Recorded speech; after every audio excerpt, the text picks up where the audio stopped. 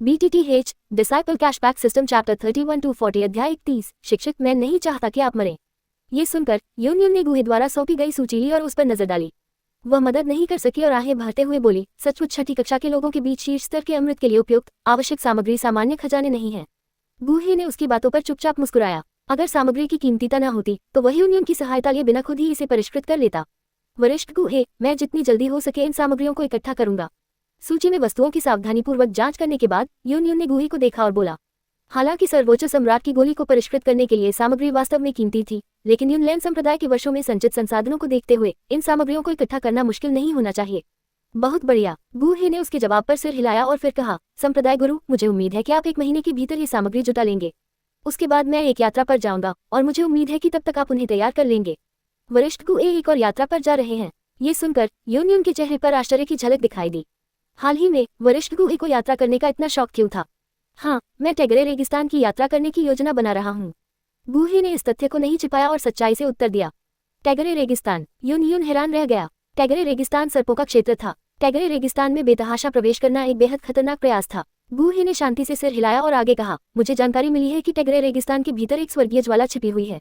स्वर्गीय ज्वाला? TLN, shit, ये विस्मयादिबोधक। गुहे के शब्दों से आश्चर्यचकित होकर यूनियन के चेहरे पर विस्मय प्रकट हुआ।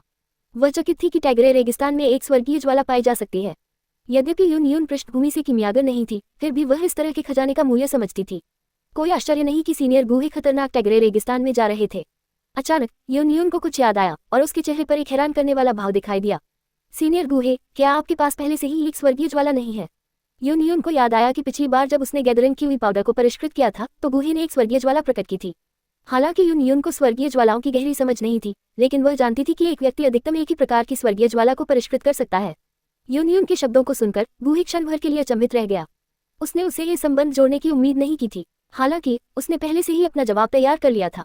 ईमानदारी से कहूं तो मैं अपने संरक्षण में एक शिष्य की ओर से इस स्वर्गीय ज्वाला को प्राप्त करने का इरादा रखता हूँ। गुहे ने पास में खड़े ज़ियाओ जियान की ओर देखा और उसके होठों पर एक मुस्कान उभर आई, क्योंकि वह शांति से बोलना जारी रखता था। क्या? गुहे के शब्दों को सुनकर यूनियन को लगा कि उसने शायद गलत सुना है। उसके नाजुक चेहरे पर क्षण भर की उलझन और अविश्वास की अभिव्यक्ति दिखाई दी। बड़े गुहे, क्या आप कह रहे हैं कि आप अपने संरक्षण में शिष्यों के लिए ये स्वर्गीय ज्वाला प्राप्त कर रहे हैं? आप कहना चाहते हैं? यूनियन को शायद ही विश्वास हो रहा था कि वह क्या सुन रही थी। वास्तव में मैं अपने शिष्यों के लिए ये स्वर्गीय ज्वाला प्राप्त कर रहा हूँ। गुहे ने अपने कथन की पुष्टि करते हुए सिर हिलाया। हालांकि इस पर विश्वास करना मुश्किल हो सकता है, लेकिन गुहे ये खुली तौर पर कह रहा था, क्योंकि वास्तव में वह अपने शिष्यों के लाभ के लिए ग्रीन कोर लॉर्ड फ्लेम प्राप्त कर रहा था। उसने ये भी कल्पना करना शुरू कर दिया कि एक बार जब वह अपने शिष्यों को ज्वाला भेंट करेगा तो क्या होगा। अपने शिष्य को जानवर की ज्वाला प्रदान करने के लिए उसे खुद एक स्वर्गीय ज्वाला मिली थी। अगर वह उन्हें ग्रीन कोर लॉर्ड फ्लेम जैसी स्वर्गीय ज्वाला दे तो क्या होगा। लेकिन उसने उन विचारों पर ध्यान देने की हिम्मत नहीं की। किसी भी मामले में उसे विश्वास था कि परिणाम निश्चित रूप से उसकी अपेक्षाओं से अधिक होंगे। प्रतिपूर्ति के लिए सिस्टम की व्यवस्था के साथ वह हार नहीं मानेगा। बड़े गुहे, क्या आप गंभीर हैं? गुहे से सीधा जवाब पाकर यूनियन की आंखें अविश्वास में चौड़ी हो गईं और वह उसे घूरने लगी। बेशक मैं गंभीर हूँ। संप्रदाय गुरु को यह भी समझना चाहिए कि एक किमियागर के लिए स्वर्गीय ज्वाला का क्या मतलब है। यदि मेरे शिष्यों के पास ग्रीन कोर लॉर्ड फ्लेम है तो उनकी भविष्य की उपलब्धियां निस्संदेह असाधारण होंगी। एक गुरु के लिए सबसे बड़ी उम्मीद यह है कि वह अपने शिष्यों को भविष्य में उल्लेखनीय सफलता प्राप्त करते हुए देखे। स्वाभाविक रूप से मैं कोई अपवाद नहीं हूँ। चूंकि मैंने उन्हें अपना शिष्य बना लिया है, इसलिए मेरे लिए ये स्वाभाविक है कि मैं उन्हें अपने पूर्ववर्तियों से आगे निकलने और भी अधिक चमकने में मदद करूं। गुहे के चेहरे पर एक सुंदर मुस्कान थी और उसका स्वर प्रत्याशा से भरा था। मेरे शिष्य भविष्य में जो उपलब्धियां प्राप्त कर सकते हैं उनकी तुलना में एकमात्र स्वर्गीय ज्योति कुछ भी नहीं है। अगर मुझे मरना भी पड़े तो भी मैं खुशी खुशी मर जाऊंगी, बशर्ते मेरे शिष्य श्रेष्ठ हों। गुहे के शब्द सुनकर यूनियन अवाक रह गई। क्या एल्डर गुहे अपने शिष्यों की खातिर वाकई इतनी दूर जा सकते हैं? अपने शिष्यों को एक स्वर्गीय ज्योति, दुनिया का खजाना सौंपना। उसकी नज़र गुहे पर टिकी रही, क्योंकि वह उनके शब्दों को समझ रही थी और विनम्रता का भाव महसूस कर रही थी। साथ ही गुरुओं के रूप में उसे एहसास हुआ कि वह उनसे कितनी पीछे रह गई है। दूसरी तरफ नालन यानरान गुहे के दिल को छू लेने वाले शब्दों से बहुत प्रभावित हुई। उनके सुंदर रूप और परिष्कृत व्यवहार को देखकर वह खुद को मोहित पाती है। उसके दिल में एक विचार आया, एल्डर गुहे जैसा गुरु होना कितना बढ़िया होगा। उस विचार के साथ नालन यानरान पास में खड़े ज़ियाओ जियान पर ईर्ष्या भरी नजर डालने से खुद को रोक नहीं पाए। एल्डर गुहे के मार्गदर्शन में अध्ययन करने में सक्षम होना निस्संदेह एक आशीर्वाद था। अपने शिष्यों के लिए इतने सौम्य, विचारशील और देखभाल करने वाले। इसके अलावा वह बहुत सुंदर दिखता है। वह व्यवहारिक रूप से परिपूर्ण है। यूनियन और नालन यानरान की भावनाओं का तो जिक्र ही नहीं। इस समय उपस्थित लोगों में सबसे अधिक प्रभावित व्यक्ति निस्संदेह गुहे के पीछे का शिष्य जियोई जियान है।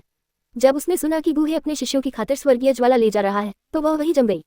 उसके बाद के दिल से निकले शब्दों ने उसे और भी गहराई से छू लिया। उस दिन को याद करते हुए जब वह उसकी शिष्य बनी, उसने छठी कक्षा के किमियागर के रूप में अपनी अंतर्दृष्टि और अनुभव बताए, यहाँ तक कि बिना किसी हिचकिचाहट के गहन साधना विधियां भी बताईं। उसने उदारतापूर्वक उसे उड़ान तकनीक जैसी असाधारण वस्तुएं भी उपहार में दी। पीछे मुड़कर देखें तो उसका शिष्य बनने के बाद से वह कभी कंजूस नहीं रहा, बल्कि अत्यधिक उदार रहा। ऐसा और कौन गुरु कर सकता है। इन यादों को याद करते हुए जियोई जियान की क्रिस्टल क्लियर आंखों में आंसू आ गए। अगले ही पल वह खुद को रोक नहीं पाए और खुद को गूहे की बाहों में फेंक दिया और चिल्लाते हुए बोली, मास्टर, मैं नहीं चाहती कि तुम मरो। ओह! जियोई जियान को उसकी बाहों में देखकर गूहे थोड़ा स्तब्ध रह गया, फिर एक मुस्कान प्रकट की। मूर्ख लड़की, तुम क्यों रो रही हो? क्या तुमने खुद को बड़ा होते नहीं देखा? मैं कैसे मरना सहन कर सकती हूँ। इसके बाद गूहे की सांत्वना भरे शब्दों के साथ जियोई जियान ने रोना बंद कर दिया। जब उसने ऊपर देखा तो उसकी आंखें पहले से ही नम थीं। ठीक है, रोना बंद करो। क्या तुम चाहती हो कि संप्रदाय के गुरु और वरिष्ठ बहन यानरान तुम्हारा मजाक उड़ाएं? गूहे ने मजाकिया अंदाज में कहा, जियोई जियान के थोड़े बिखरे बालों को बिखेरते हुए। अध्याय 32, आंतरिक संप्रदाय की भव्य प्रतियोगिता। गूहे के शब्दों को सुनकर जियोई जियान ने सहज रूप से यूनियन और नालान यानरान की ओर देखा, ये पुष्टि करते हुए कि वे वास्तव में उसे देख रहे थे। वह अपना चेहरा ढकने और जाने से पहले आश्चर्य में चिल्लाने से खुद को नहीं रोक सकी। ये लड़की, शिष्य ने गलत व्यवहार किया। मुझे उम्मीद है कि संप्रदाय के गुरु को बुरा नहीं लगेगा, गूहे ने यूनियन से माफी मांगते हुए कहा। मुझे कहना चाहिए एल्डर गूहे, आप वास्तव में एक असाधारण शिक्षक हैं। अपने सामने गुरु शिष्य के गहरे बंधन को देखकर यूनियन आह भरने से खुद को रोक नहीं पाए। एक शिष्य को स्वर्गीय ज्वाला देने के अलावा वह और क्या नहीं दे सकता था। गूहे की आत्मा ऐसी चीज थी जिससे वह सीख सकती थी। हालांकि स्वर्गीय ज्वाला के बारे में सोचते हुए यूनियन की अभिव्यक्ति गंभीर हो गई। उसने गूहे को देखा और पूछा, एल्डर गूहे, क्या आपको टेगरे रेगिस्तान की अपनी यात्रा पर हमारे संप्रदाय के साथ जाने की जरूरत है? टेगरे ग्रेट डेजर्ट सर्प जाति का क्षेत्र था और उनकी रानी की एक भयानक प्रतिष्ठा थी। गूहे का अकेले रेगिस्तान में प्रवेश करना काफी जोखिम भरा हो सकता था, कुछ ऐसा जिससे यूनियन बचना चाहती थी। आखिरकार वह क्लाउड मिस्ट संप्रदाय का एक सम्मानित एल्डर था और उस समय छठी कक्षा का किमियागर था। अगर उसे टेगरे रेगिस्तान में खतरे का सामना करना पड़ा तो यह संप्रदाय के लिए एक महत्वपूर्ण नुकसान होगा। इसके अलावा अपनी स्थिति की परवाह किए बिना यूनियन नहीं चाहता था कि गूहे खुद को खतरे में डाले। गैदरिंग की हुई पिल के साथ पिछली मुठभेड़ को छोड़कर इस बार की ग्रीन कोर लॉर्ड्स फ्लेम के साथ यूनियन पहले से ही गूहे का एहसानमंद था। खासकर अब ये जानते हुए कि गूहे अपने शिष्यों के लिए जोखिम उठा रहा था, यूनियन ने उसकी मदद करने के लिए और भी अधिक इच्छुक महसूस किया। अपने दिमाग में असंख्य विचारों के साथ यूनियन की अभिव्यक्ति जटिल हो गई। गूहे की तरफ से वह यूनियन के सवाल से थोड़ा हैरान था। उसे याद आया कि मूल कहानी में गूहे ने यूनियन को टेगरे रेगिस्तान से स्वर्गीय ज्वाला प्राप्त करने में शामिल होने के लिए भी आमंत्रित किया था। हालांकि उस समय यूनियन ने ईमानदारी से नहीं बल्कि दायित्व के कारण अनिच्छा से उसकी मदद की थी, लेकिन अब यूनियन स्वेच्छा से उसकी मदद करने की पेशकश कर रही थी। अपने पिछले रवैये से उसके वर्तमान रवैये की तुलना करते हुए गूहे ने उसके प्रति यूनियन के रवैये में एक महत्वपूर्ण बदलाव महसूस किया। अपनी पहल पर ऐसा अनुरोध करने में सक्षम होना दर्शाता है कि यूनियन ने उसके लिए थोड़ा स्नेह विकसित किया है। ये सोचते हुए गूहे अपने मुंह के कोने पर एक मुस्कान का संकेत प्रकट करने से खुद को रोक नहीं सका। हालांकि गूहे जानता था कि यह केवल शुरुआत थी। अगर वह यूनियन को वास्तव में जीतना चाहता था तो उसे अधिक प्रेरक तरीकों का उपयोग करने की आवश्यकता होगी। क्रांति अभी तक सफल नहीं हुई है, साथियों को अभी भी कड़ी मेहनत करने की जरूरत है। गूहे एक पल के लिए झिझका, उसके शब्दों में चिंता का भाव झलक रहा था। टेगरे ग्रेट डेजर्ट विश्वासघाती है और रानी मेडुसा इसकी रखवाली कर रही है। मैं वास्तव में नहीं चाहता कि संप्रदाय गुरु व्यक्तिगत इच्छाओं के लिए खुद को खतरे में डालें। गूहे के शब्दों को सुनकर यूनियन के भीतर एक सूक्ष्म हलचल हुई। उसकी आंखें अनजाने में गूहे के सुंदर चेहरे पर घूम गईं। एल्डर गूहे, क्या आप मेरी सुरक्षा के बारे में चिंतित हैं? ये ठीक है, जबकि यूनलैंड संप्रदाय रानी मेडुसा को हराने में सक्षम नहीं हो सकता है, हवा की विशेषताओं की चपलता के साथ उसके लिए मुझे पकड़ना इतना आसान नहीं होगा। यूनियन ने अपने दिल में उभरती भावना को दबा दिया और मुस्कुराते हुए जवाब दिया, उस मामले में मैं संप्रदाय गुरु की कंपनी की सराहना करता हूँ।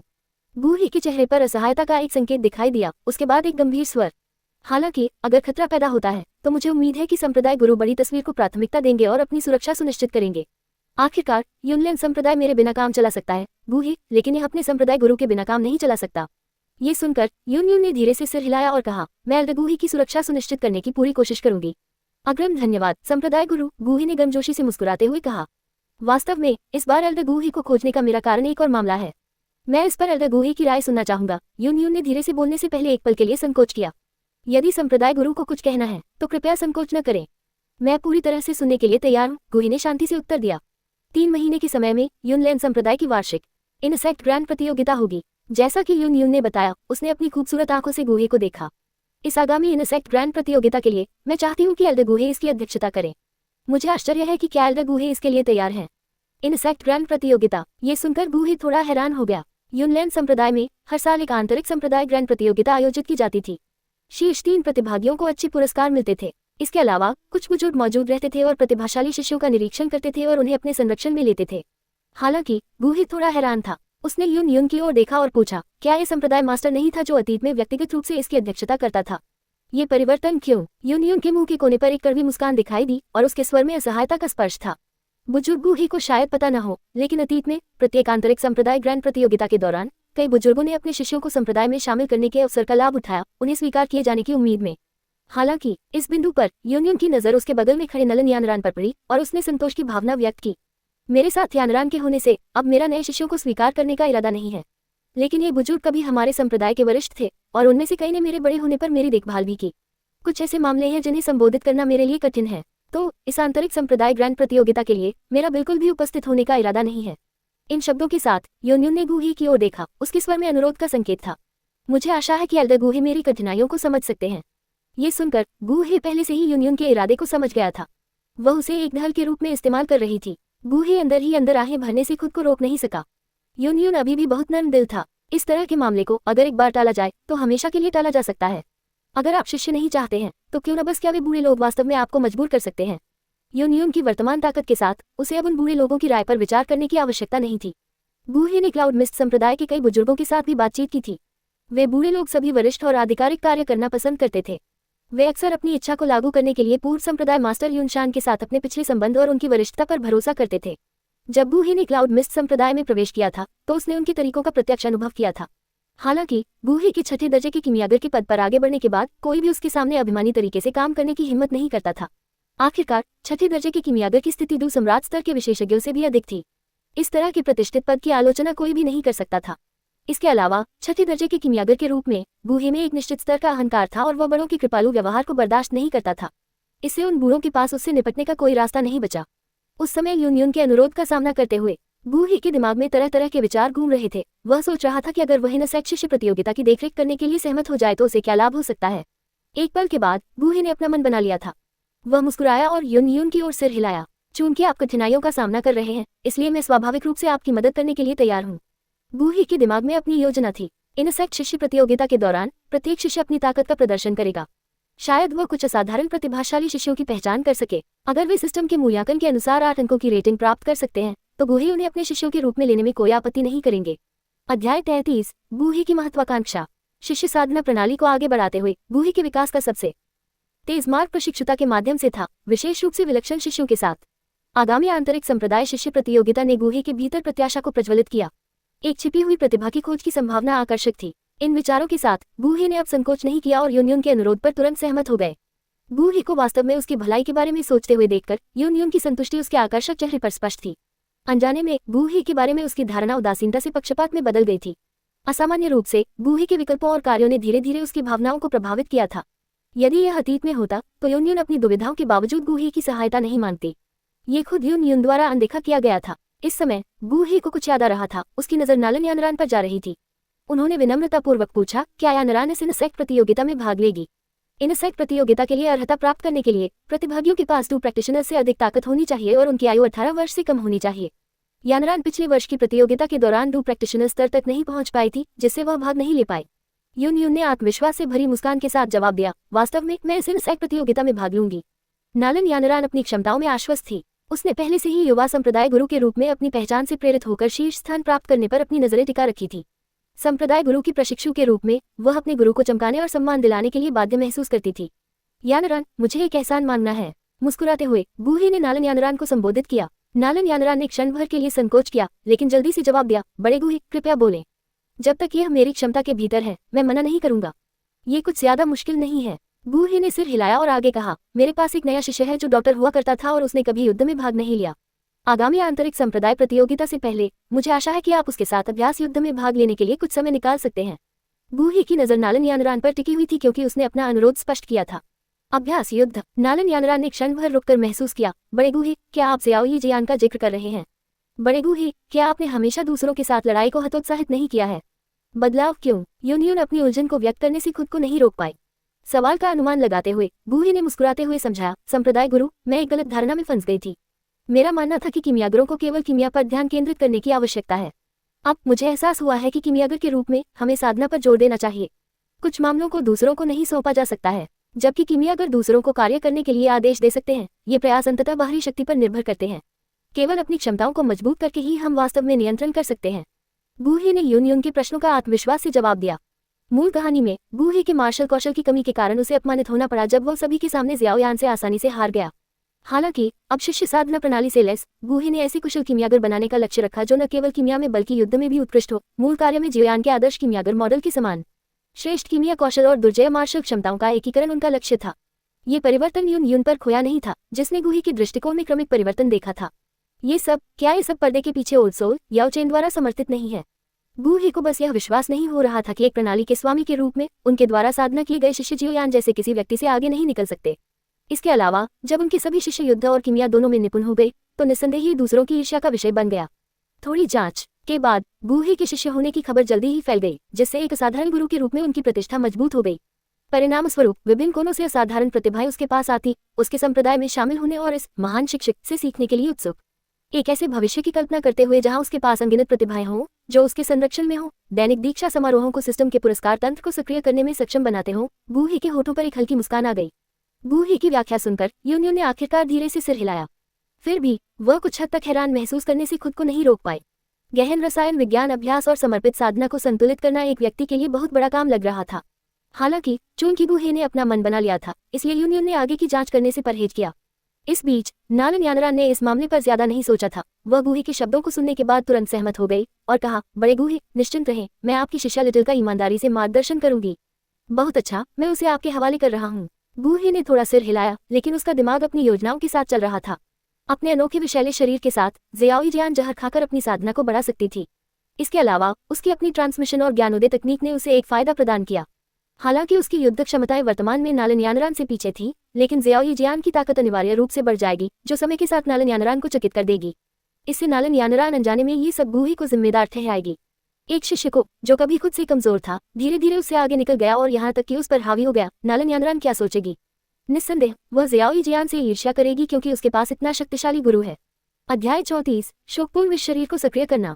इसके बाद यून ने आगामी आंतरिक शिष्य प्रतियोगिता के बारे में विभिन्न मामलों की व्याख्या की और फिर धीरे धीरे नालन यानरान के साथ आंगन से बाहर निकल गया।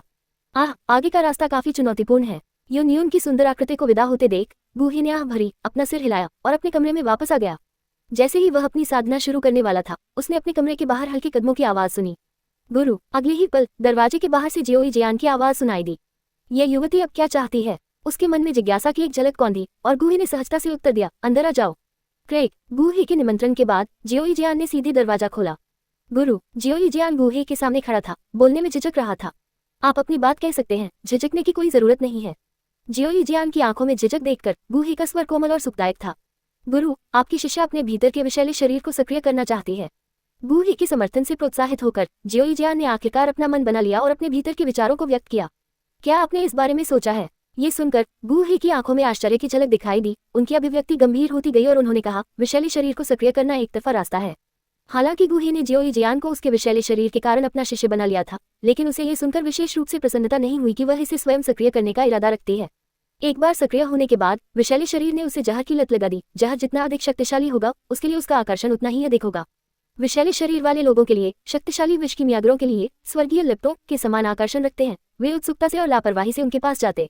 इसके अलावा जहर निगलने की प्रक्रिया में बहुत दर्द और पीड़ा होती है। जब उसने अपने सामने उत्साही और आज्ञाकारी जियाओ जियान को देखा तो गूही को अचानक ही सब सहने देने में अनिच्छा महसूस हुई। शिष्य ने इस पर विचार किया है।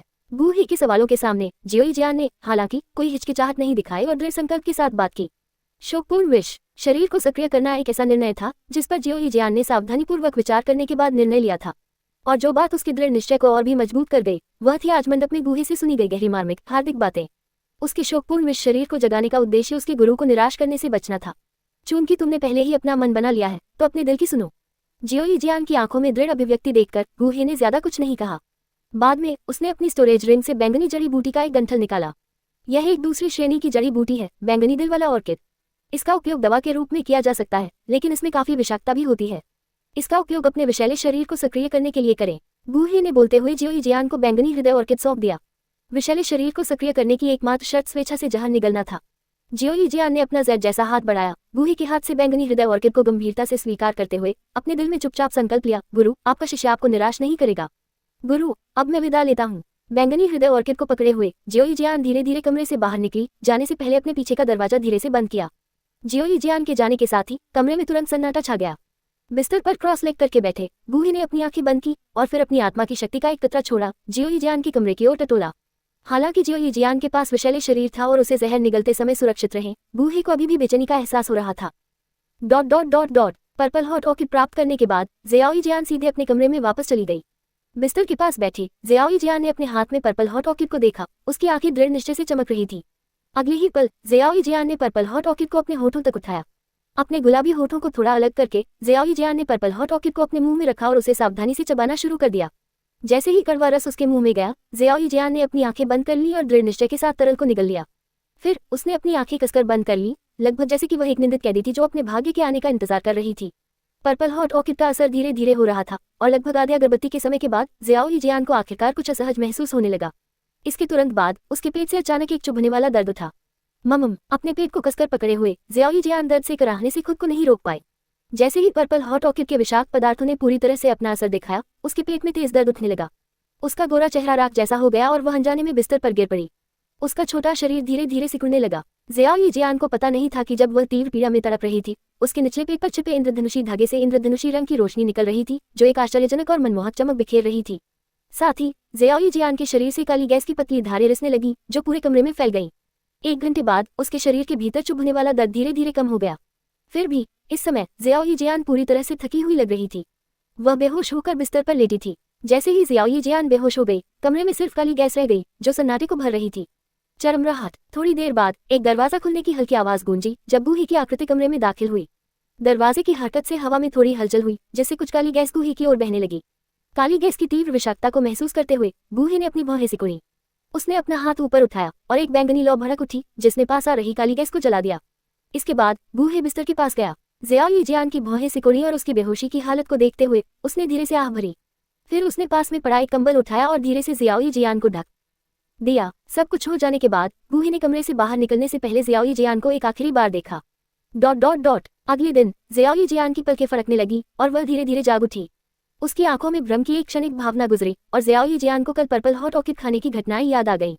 धीरे धीरे उठते हुए जियाओ यीजियान की नजर उस कंबल पर पड़ी जो उसे ढंक रहा था। अपने अवचेतन मन में उसने कुछ समय के लिए गूही की छवि की कल्पना की। उसकी स्पष्ट आंखें धुंध की एक पतली परत के साथ चमक रही थी। ऐसा लगता है कि मेरे बेहोश होने के बाद मेरे शिक्षक मुझे देखने आए थे। स्पर्श महसूस करते हुए जियाओ यीजियान धीरे धीरे उठ बैठी। इसके बाद उसने अपना दिमाग केंद्रित किया और अपने शरीर में तल्लीन हो गई, एक संतुष्ट मुस्कान प्रकट की। एक 3 सितारा डू प्रैक्टिशनर। पर्पल हॉट ऑर्किड खाने से उसे 2 छोटे क्षेत्रों को तोड़ने की अनुमति मिली। वास्तव में हर बार जब वह विषैले शरीर वाले व्यक्ति के रूप में जहर खाती थी तो उसकी ताकत में जबरदस्त वृद्धि होती थी। इसके बाद जियाओ यीजियान धीरे धीरे खड़ी हुई। जब उसने अपनी नजर उठाई तो उसने कमरे के चारों ओर धुंधली काली गैस को बहते हुए देखा। इन काली गैसों को देखकर उसकी अभिव्यक्ति बदल गई। ये गैसें उसके शरीर के अंदर से निकल रही थी और उनमें बहुत ज्यादा जहर था। अगर कोई उन्हें सांस के जरिए अंदर ले ले तो ये बहुत बड़ी समस्या होगी। अचानक जियाओ यीजियान को वह भयानक जहर अमृत संघनित तकनीक याद आ गई जो उसके शिक्षक ने उसे सिखाई थी। अध्याय 35 सेलेस्टियल रैंकिंग में चौथा ड्रैगन सोल कॉल्ड्रॉन। दुष्ट शरीर को सक्रिय करने के बाद जियाओ यीजियान को उसके पूरे शरीर में जहर ले जाने के रूप में वर्णित किया जा सकता है। ऐसी स्थिति को बनाए रखना निश्चित रूप से भविष्य में उसके आसपास के लोगों को नुकसान पहुंचाने का जोखिम होगा। अगर खबर बाहर आ गई तो दुष्ट शरीर वाले व्यक्ति के रूप में उसकी पहचान पूरी तरह से उजागर हो जाएगी। उस समय तक ये संभावना है कि उनलैंड संप्रदाय अब उसकी उपस्थिति को बर्दाश्त नहीं करेगा।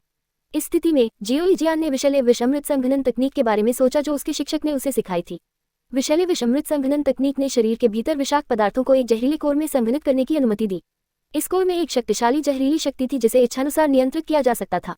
अगर जियाओ यीजियान अपने शरीर के भीतर एक जहरीले कोर को सफलतापूर्वक संघनित कर सकती है तो वह भविष्य में गलती से दूसरों को नुकसान नहीं पहुंचाएगी। इन विचारों को ध्यान में रखते हुए जियाओ यीजियान ने विषैले जहर अमृत संघनन तकनीक के विवरण को याद किया और बिस्तर पर अपनी बैठी हुई स्थिति में वापस आ गई। उसके जैसे जैसे हाथ ने हाथ की मोहरों की एक श्रृंखला बनाई और उसके शरीर के भीतर ढूकी हुई बेतहाशा बढ़ने लगा। जैसे ही उसने हाथ की मोहरें लगाई, कमरे में मौजूद काली गैस धीरे धीरे जियाओ यीजियान की ओर मुड़ गई और आखिरकार उसके शरीर में प्रवेश कर गई, बिना किसी निशान के गायब हो गई। एक पल के बाद जियाओ यीजियान ने धीरे से अपनी आंखें खोली। उसकी खूबसूरत निगाहों में निराशा का एक संकेत दिखाई दिया। मैं एक जहरीली गोली को संघनित करना चाहती थी, लेकिन जहरीले बल की मात्रा पर्याप्त नहीं है। एक संक्षिप्त चिंतन के बाद जियाओ यीजियान बिस्तर से उतर गई और कमरे से बाहर चली गई। शिक्षक। थोड़ी देर बाद गूही के कमरे के बाहर जियाओ यीजियान की आवाज धीरे से सुनाई दी। अंदर आओ। गूही की हंसमुख आवाज सुनकर जियाओ यीजियान ने धीरे से दरवाजा खोला और अंदर चली गई। तुम्हें कैसा लग रहा है? ये देखकर कि जियाओ यीजियान का रंग सामान्य हो गया था, गूही के चेहरे पर मुस्कान आ गई और उसने पूछा। अच्छा, मुझे बहुत अच्छा लग रहा है। ये सुनकर ज़ियाओ यीजियान के नाजुक चेहरे पर खुशी की झलक दिखाई दी और वह गुहे के पास पहुंची और दिखावा करते हुए बोली, गुरु, मैं पहले ही 3 स्टार डू प्रैक्टिशनर स्तर तक पहुंच चुकी हूँ। जैसा कि शोकपूर्ण विश्व शरीर से अपेक्षित था, वास्तव में उल्लेखनीय। गुहे को लिटिल फेरी डॉक्टर की सफलता के बारे में लंबे समय से पता था, इसलिए वह बस मुस्कुराया और धीरे से आहें भरी। गुहे की प्रशंसा सुनकर लिटिल फेरी डॉक्टर के दिल में खुशी की भावना भर गई। उसने फिर गुहे को देखा और पूछा, गुरु, क्या आपके पास अभी भी कोई जहरीली जड़ी बूटियां हैं? मैंने कुछ समय पहले ही उन्हें आपके लिए तैयार कर लिया था। गुहे ने मुस्कुराते हुए उत्तर दिया, फिर अपनी स्टोरेज रिंग से एक पैकेज निकाला और उसे ज़ियाओ यीजियान को सौंप दिया।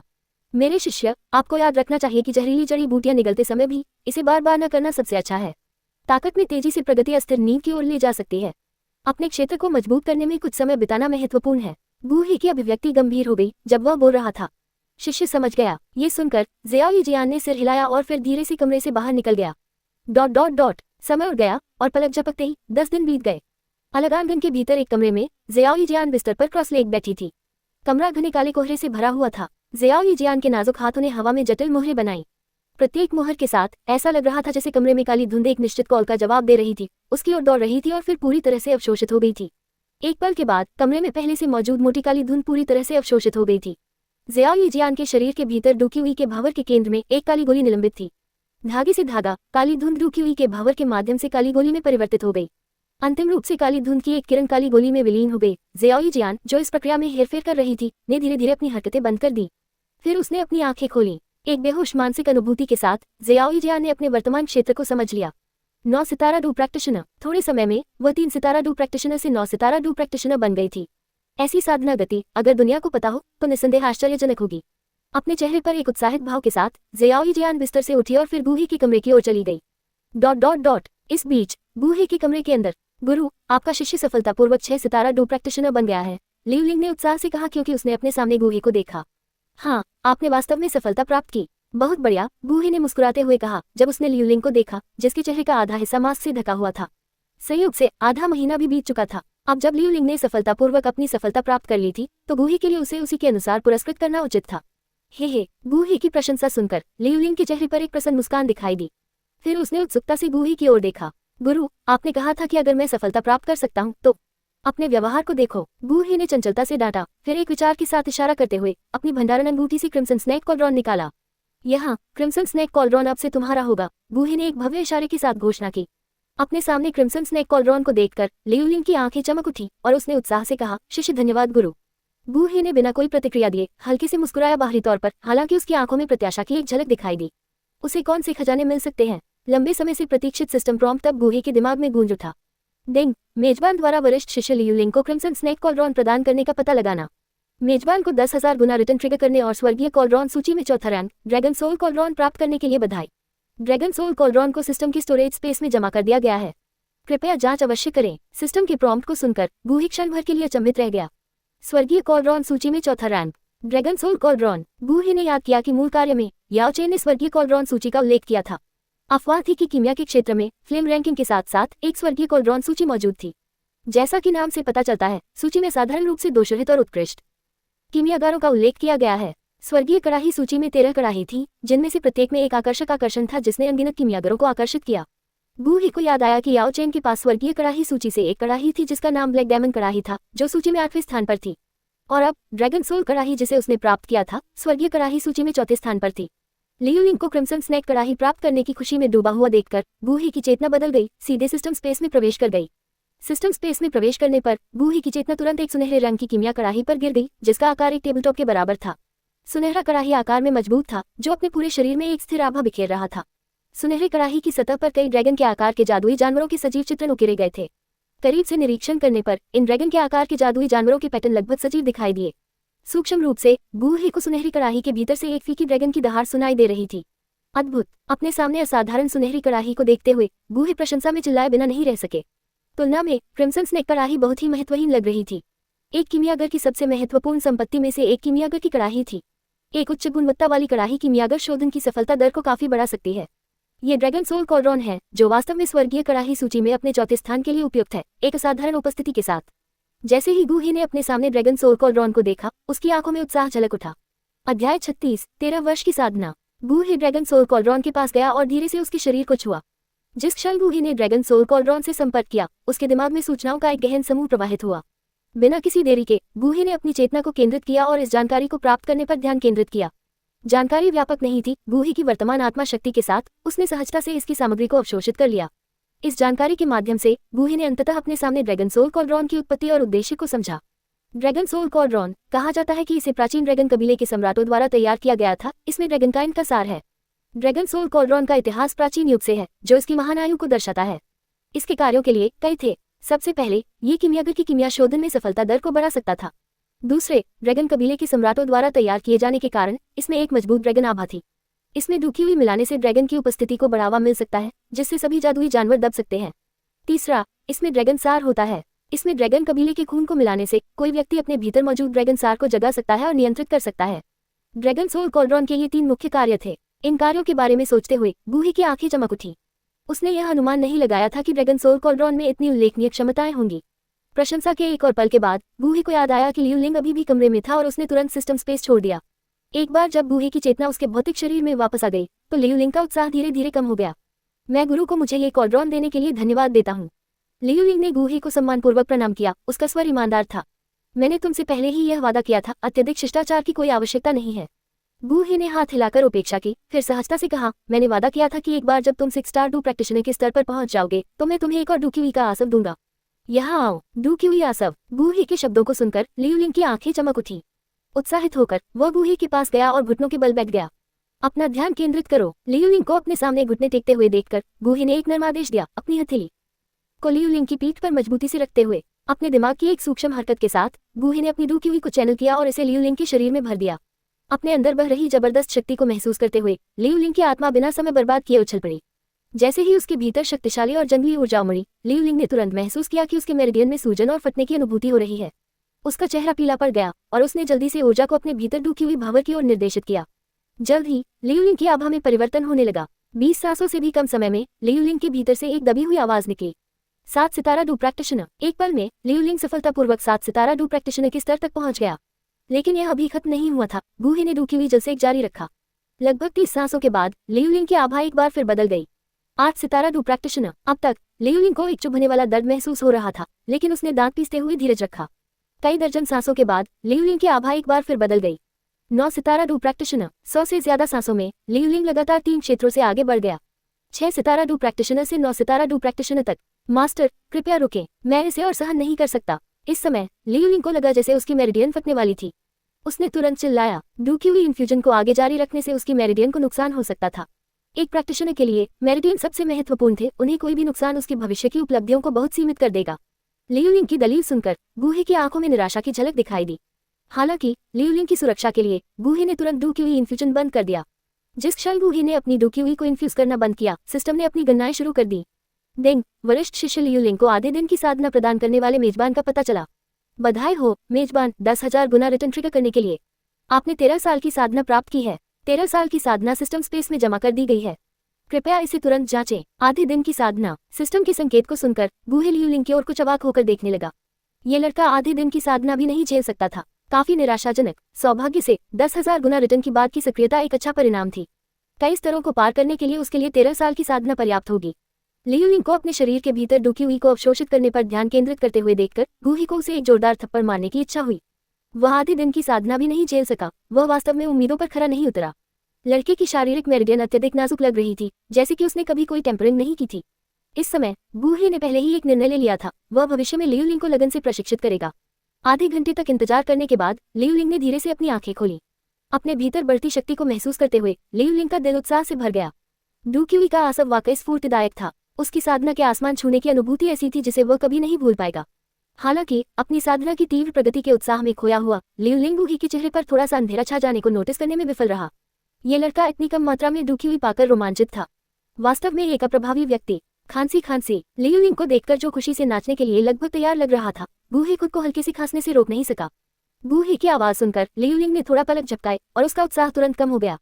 गूहे के पास जाकर लियू लिंग ने उसे अत्यंत सम्मान के साथ देखा और कहा, शिष्य ने डूक्यूई के आसव के लिए गुरु को धन्यवाद दिया। गूहे ने लापरवाही से जवाब दिया। उसकी नजर कुछ हद तक दुर्भावनापूर्ण इरादे से लियू लिंग का आकलन कर रही थी। गुरु, क्या कुछ गड़बड़ है? गूहे की नजर को महसूस करते हुए किसी कारण से लियू लिंग को एक बुरा पूर्वाभास हुआ। कुछ नहीं, तुम्हारे गुरु के पास तुम्हें सिखाने के लिए अभी भी एक तकनीक है। आगे आओ। गूहे ने अपना सिर हिलाया और आगे कहा।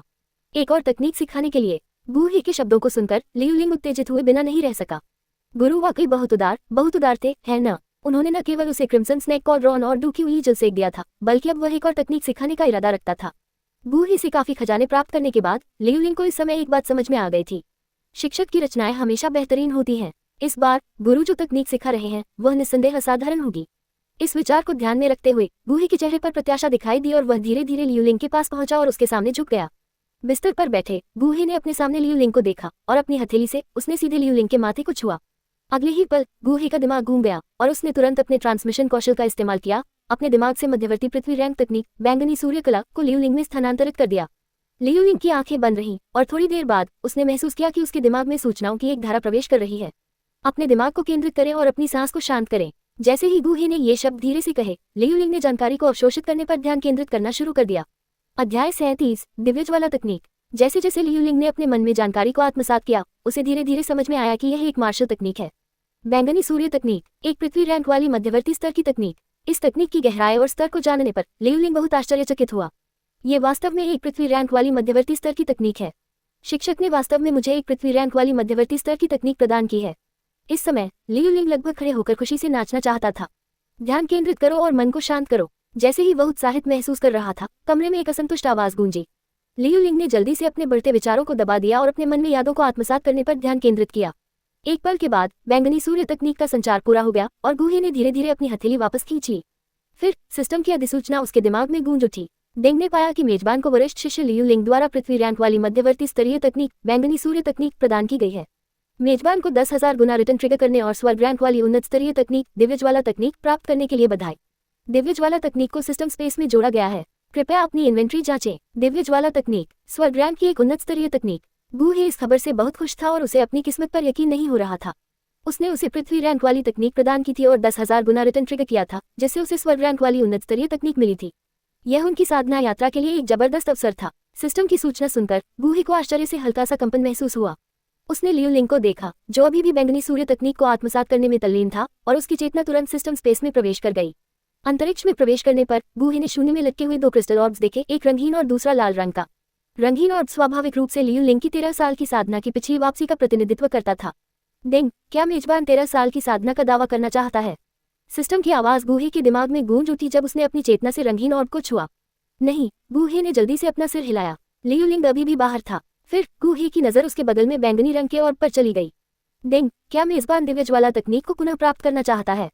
जैसे ही आवाज आई, गूही ने पहले से ही अपना जवाब तैयार कर लिया था।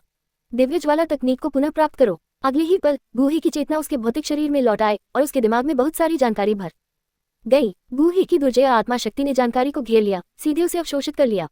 थोड़ी देर बाद गूही ने दिव्यज्वाला तकनीक से जानकारी को पूरी तरह से आत्मसात कर लिया था। दिव्यज्वाला तकनीक एक ऐसी तकनीक जो किसी व्यक्ति की सार अग्नि के रूप में एक विशिष्ट दिव्यज्वाला का उपयोग करने पर केंद्रित है, विभिन्न ज्वालाओं को भस्म करके खुद को अवशोषित और बढ़ाती है। गूही के विचार में दिव्यज्वाला तकनीक ज्वाला मंत्र के साथ समानताएं साझा करती है, लेकिन इसमें महत्वपूर्ण अंतर है। उनका मानना था कि दिव्यज्वाला तकनीक ज्वालाओं को अवशोषित करने और आत्मसात करने की एक शक्तिशाली तकनीक थी।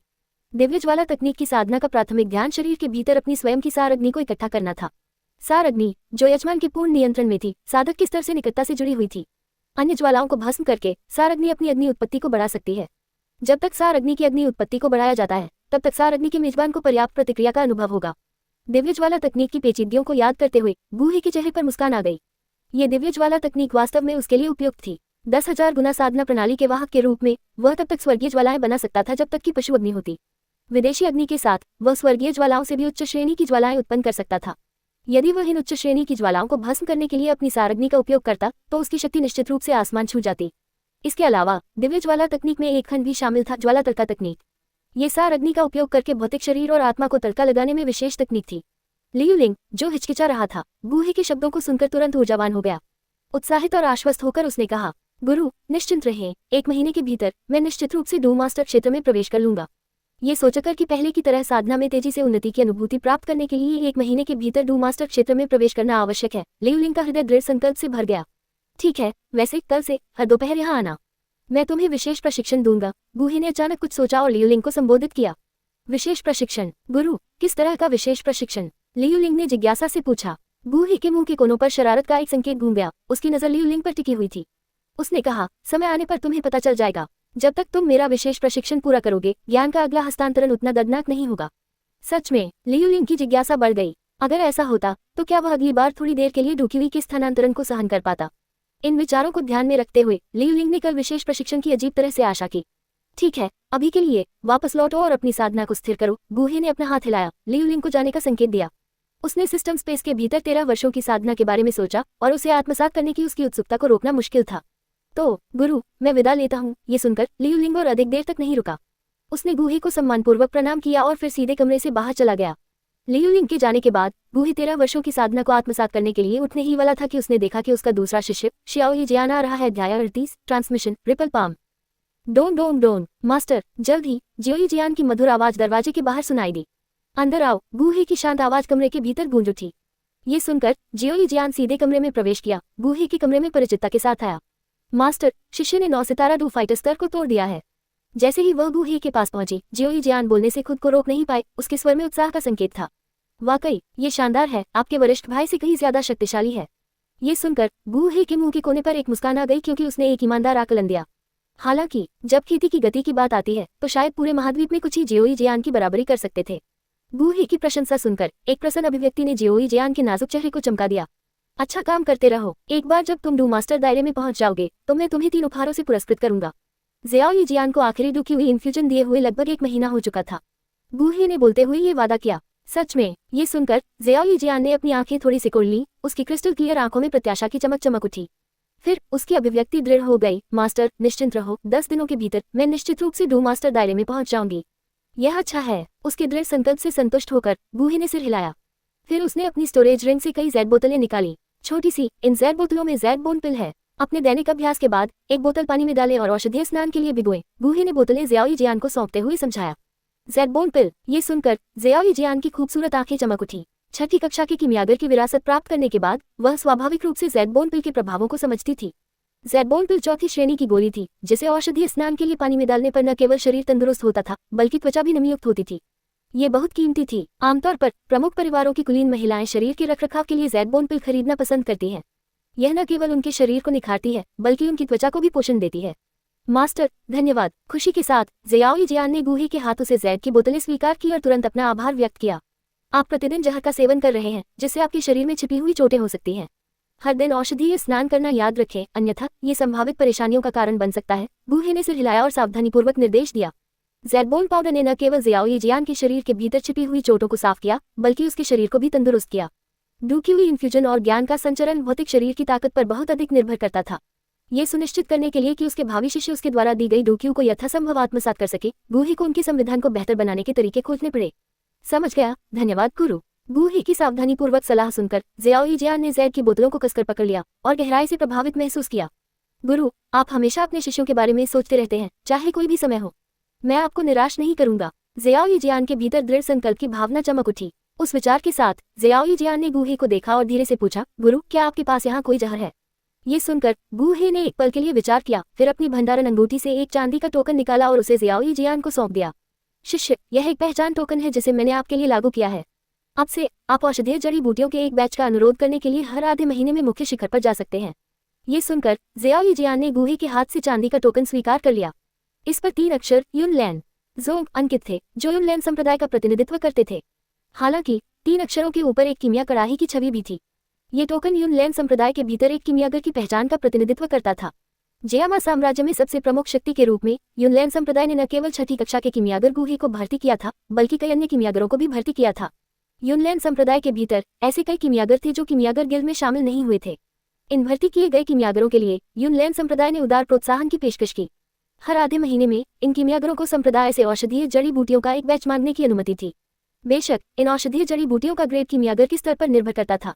गूहे ने इन सामान्य प्रथाओं के बारे में जियाओई जियान को भी शिक्षित किया था। फिर उसने जियाओई जियान को देखा और इशारा किया, कोई बात नहीं, यहाँ आओ, मैं तुम्हें अभी एक युद्ध तकनीक सिखाता हूँ। ये सुनकर जियाओई जियान की खूबसूरत आंखें प्रत्याशा से चमक उठी और वह गूहे के पास पहुंची। गूहे ने धीरे से एक उंगली बढ़ाई और जियाओई जियान के चिकने माथे पर थपथपाया। उसी समय उसने मन ही मन अपने मन में कहा, सिस्टम जियाओई जियान को रिपल पाम तकनीक प्रदान करें। अगले ही पल जियाओई जियान को अपने मन में सूचना की बाढ़ सी महसूस हुई। उसने अपनी आंखें बंद कर ली और इस सूचना को प्राप्त करने पर ध्यान केंद्रित किया।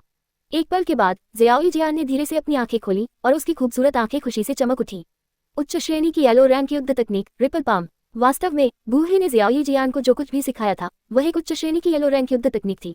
चूंकि उसे ज्ञान के हस्तांतरण के माध्यम से तकनीक प्रदान किए हुए एक पूरा महीना भी नहीं हुआ था, इसलिए वह इस बार सिस्टम के पुरस्कार तंत्र को ट्रिगर नहीं कर सका। परिणामस्वरूप गूहे ने जियाओ जियान के साथ सीखी गई 2 उन्नत पर्पल रैंक युद्ध तकनीकों को साझा नहीं किया। फिर भी जियाओ जियान पहले से ही जो कुछ भी प्राप्त कर चुकी थी उससे काफी संतुष्ट थी। गूहे से ज्ञान हस्तांतरण के बाद रिपल पाम का सार उसके दिमाग में गहराई से अंकित हो गया था। थोड़े अभ्यास के साथ वह रिपल पाम तकनीक को सफलतापूर्वक निष्पादित कर सकती थी। धन्यवाद मास्टर, जियाओ जियान ने गूहे के प्रति अपना आभार व्यक्त किया। शिष्य, एक बार जब आप डू मास्टर दायरे में प्रवेश कर लेंगे तो मैं आपको एक उन्नत बैंगनी रैंक मुकाबला तकनीक प्रदान करूंगा, गूहे ने मुस्कुराते हुए कहा। सच में? ये सुनकर जियाओ जियान को खुशी की लहर महसूस हुई। वह डू मास्टर दायरे में आगे बढ़ने के लिए और भी अधिक उत्सुक हो गई। ठीक है, बाहर जाओ और लगन से अभ्यास करो। कल सीनियर सिस्टर नालन के सामने खुद को शर्मिंदा मत करो, गूहे ने हंसते हुए कहा। समझ गया मास्टर, जियाओ जियान ने जवाब दिया और उत्साह से कमरे से बाहर निकल गया। अब सफलता का समय आ गया है। जियाओ जियान के जाने के बाद गूहे भी खड़ा हो गया और बगल के कीमिया कमरे में चला गया। अध्याय 39 4 सितारा डू सम्राट। कीमिया कक्ष में गूहे ने कमरे का दरवाजा बंद कर दिया और कमरे के बीच में बैठने से पहले कीमिया कक्ष के चारों ओर एक अवरोध स्थापित कर दिया। फिर गूहे ने अपनी आंखें बंद कर ली और उनकी चेतना धीरे धीरे सिस्टम स्पेस में डूब गई। उसके बाद गूहे ने चुपचाप कहा, सिस्टम 13 साल की साधना को सम्मिलित करना शुरू करो।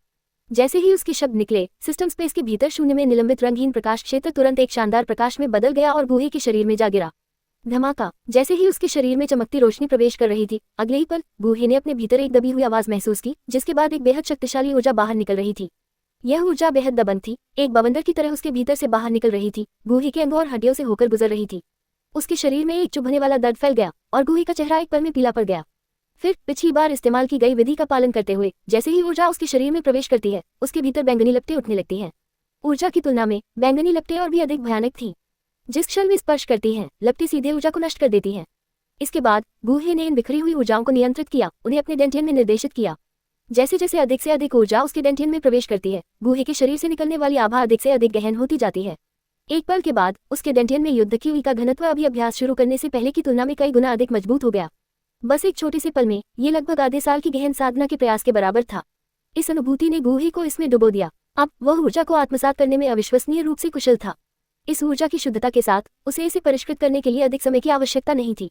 उसका कार्य इस ऊर्जा को बिखेरना था, फिर इसे सुचारू रूप से अपने डेंटियन में निर्देशित करना था। मैं सोच रहा हूं कि इस सारी ऊर्जा को अवशोषित करने के बाद मेरी साधना किस हद तक बढ़ जाएगी।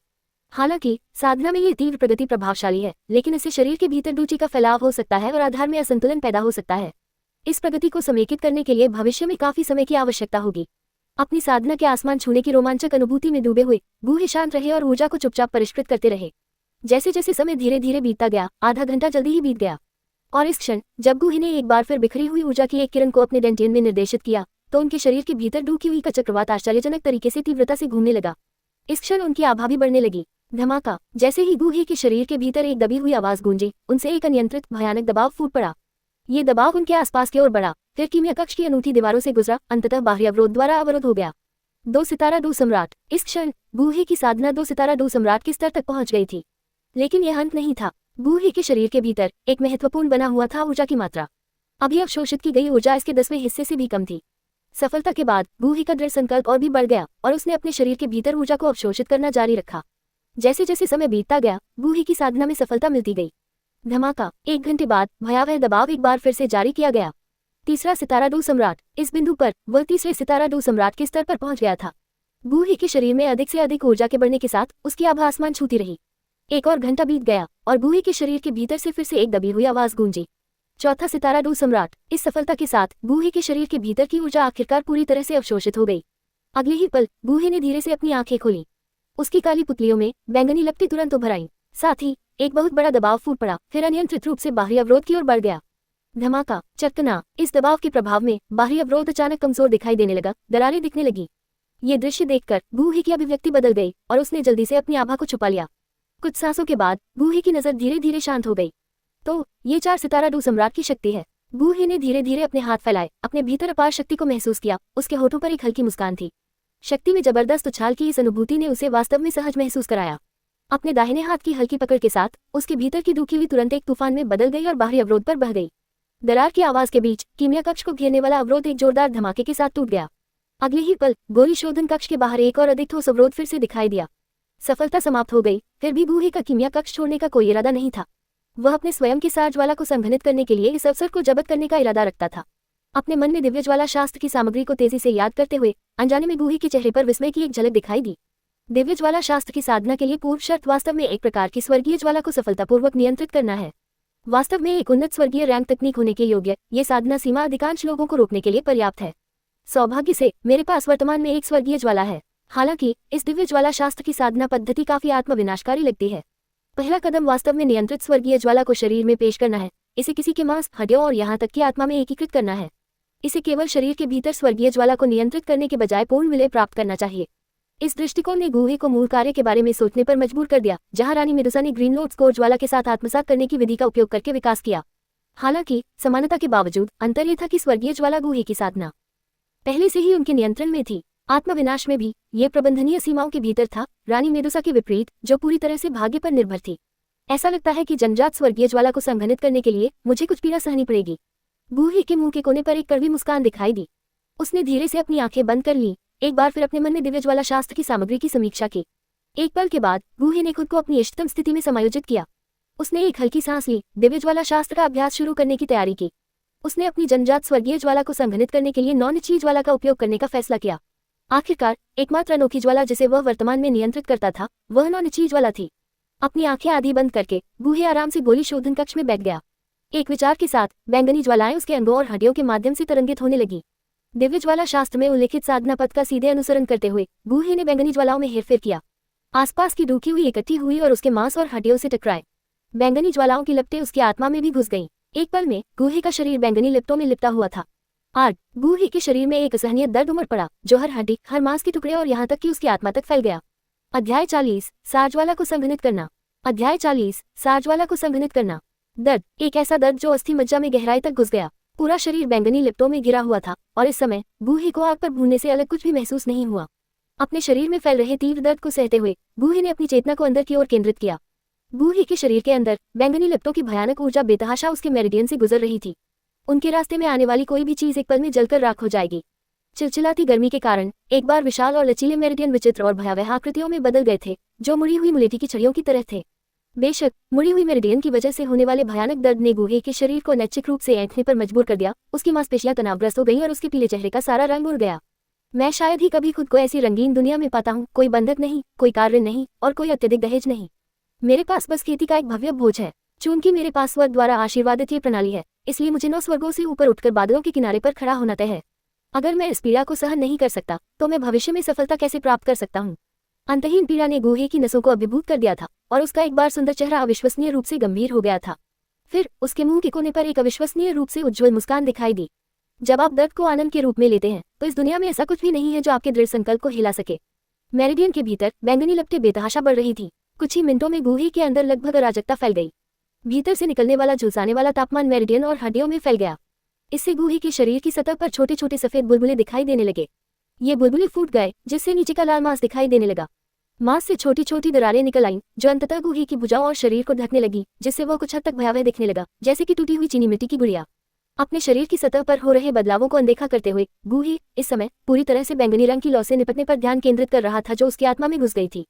जैसे ही उसकी आत्मा के भीतर से तीव्र दर्द निकल रहा था, गूहे की आत्मा हिंसक रूप से कांप रही थी। उसके माथे से बहते पानी की तरह पसीने की बूंदें बह रही थी, जो जल्दी ही उसके कपड़ों को भिगो रही थी। अपने दिल की गहराई में गहरी सांस लेते हुए गूहे ने अपनी स्टोरेज रिंग में हाथ डाला और उपचार करने वाले अमृत की एक बोतल निकाली। उसने इसे घावों पर बेतरतीब ढंग से छिड़का और अपने शरीर के अंदर बैंगनी रंग की लिपटों पर अपनी चेतना को केंद्रित करना जारी रखा। जैसे जैसे समय बीतता गया, गूहे के शरीर पर बैंगनी लपटें और भी तीव्र होती गईं। अंत में इसने एक बैंगनी प्रकाश ढाल का निर्माण किया, जिसने उसे घेर लिया। नीले प्रकाश ढाल से बहुत अधिक तापमान निकलता था। ढाल की सतह पर लपटें हिंसक रूप से भड़कती थीं, जिससे बाहरी पर्यवेक्षकों के लिए ये स्पष्ट रूप से देखना मुश्किल हो जाता था कि अंदर क्या हो रहा था। जल्द ही पलक झपकते ही 3 घंटे बीत गए। कीमिया कक्ष के अंदर गोलाकार प्रकाश ढाल एक हल्की बैंगनी चमक के साथ चमकती हुई एक सतह थी, जहां बैंगनी चमक उतार चढ़ाव करती थी, जिससे दीवारों पर लहर जैसी आकृति बनती थी। उस प्रकाश ढाल के भीतर गूहे जमीन पर क्रॉस लेग बैठे थे।